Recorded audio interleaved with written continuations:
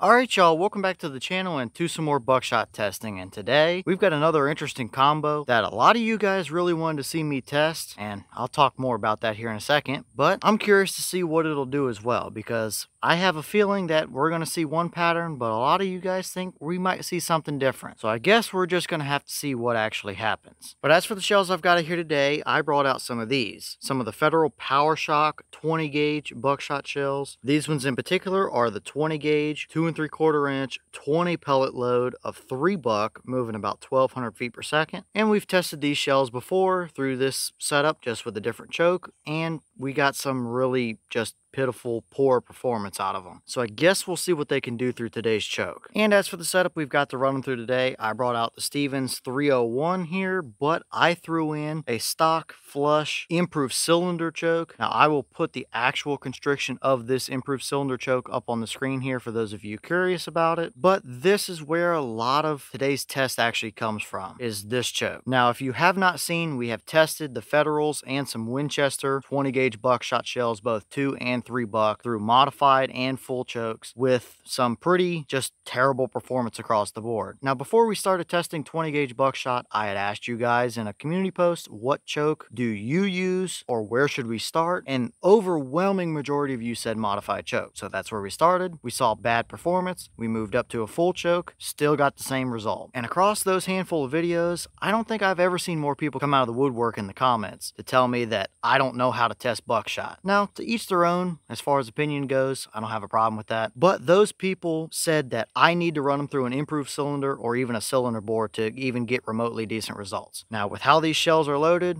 with no wad and no plating, just a little bit of buffer material, I do not think that we will see a fantastic result out of this improved cylinder choke today. I could be wrong, but I've done enough testing with shells like this to know that we are probably not going to see any kind of improvement. But who knows? I figured since enough of you guys were rambling in the comments about it, I'd bring it out here and see what we actually could get out of it. So today's setup is the same as we always do, the 40-yard paper with the chronograph and the templates. So nothing has changed. According to some of you guys, we should see really nice patterns out of this. I hope we do, but I have a feeling we won't, unfortunately. But I guess let's go over here and take this shot and just see, do we see any kind of improvement at all through an improved cylinder choke with these 20 gauge Federal buckshot shells.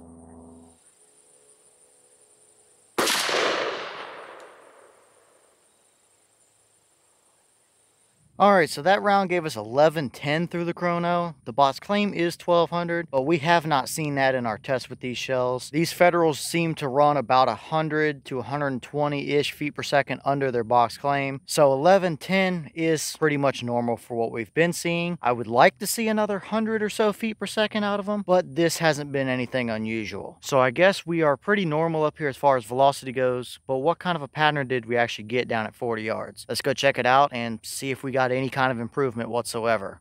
Alright, well, now we're down here at our 40-yard paper, and this is pretty much exactly what I expected to see. We had 16 out of the 20 pellets actually hit the paper, and it is very clearly a pretty much donut pattern. We've got some along the top, we've got some along the bottom, with really nothing to speak of in the middle. I do think we were just a touch off to the right, but I really don't think it made any difference here. This paper is 36 inches wide by about 42 inches tall, and that is very easily a 36-inch pattern, if not a little bit more. So yeah, it is pretty much exactly what I expected. Some of you guys in the comments really thought I was doing it wrong and really said that I needed an improved cylinder choke, and to be honest with you, I think this is even worse than what we had saw through the mod and full choke. So now what? I think we should probably run them through an extra full or something like that and see what happens, because generally from what I've found, some of these buckshot shells that don't have a wad and don't have any kind of plating or anything do better with a little bit more constriction than what you might initially think. So if these shells are going to perform any kind of decent way, it's probably going to be through a little bit more choke, which is exactly what I thought coming into it here. So once again, another huge disappointment for these 20 gauge buckshot shells. They might perform well out of your setup, but that is not always the case for everybody else's, and clearly not the case for mine. I think the pattern kind of speaks for itself already on the blank paper here, but I guess guess I'll throw a couple templates up real quick just to see how pretty well useless it is, to be honest with you, at this kind of range. Even at 30 yards, we're still going to have the same kind of donut pattern. But I guess we'll throw a couple up just to see what it would have done if you would have taken it out in the field with no testing prior. It's not going to look good, but let's check it out.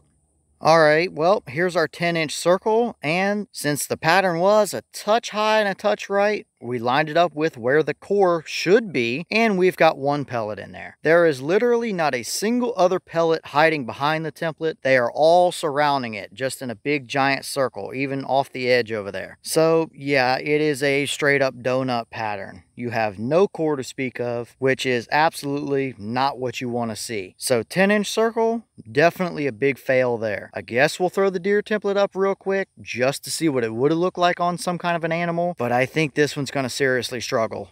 Alright, well, here's the deer template, and if we would have lined it up with our point of aim, you would have had 3 pellets that would have hit him. 2 of them way down low there, and 1 up in the high top corner of the neck that probably would have got into a whole lot of nothing. So there is a real good chance that that deer probably would have survived, unless those 2 down there at the bottom just barely clipped something as far as vitals go. Either way, that is a complete and total failure. Definitely nothing I would ever hunt with, and nothing that I would ever suggest any of you guys hunt with either if you're getting patterns like that out of it. So yeah, I think it can kind of speak for itself. It is a complete and total failure. Nothing that I would ever use past, I don't know, 15 yards or so for home intruders or something if I needed to. Definitely not a pattern I would hunt with, that's for sure. So at the end of the day, I am really not surprised here, but you never know until you test it. So I had to bring it out here and try it anyway, just to see what would happen. And it definitely let us down, that's for sure.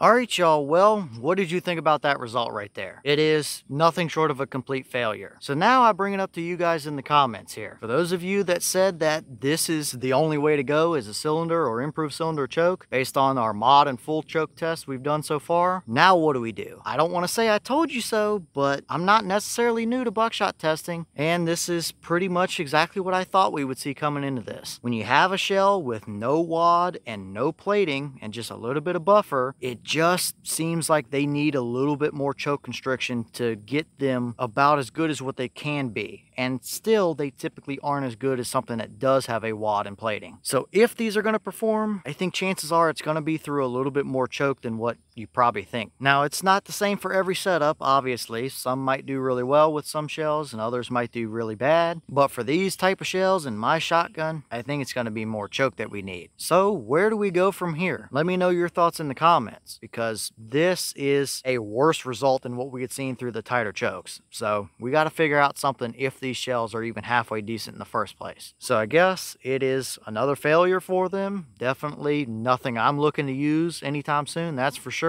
But I've got a couple of them left, so I guess we'll continue testing them through some other setups and just see what happens. But with that being said, I've got some more testing to get done for you guys, so I'm going to get back to it. As always, you have the channel Instagram as well as the mailbox where you can send stuff if you'd like. All that information will be in the description if you're interested in it, but I'm going to get back to it, so I'll see y'all on the next one.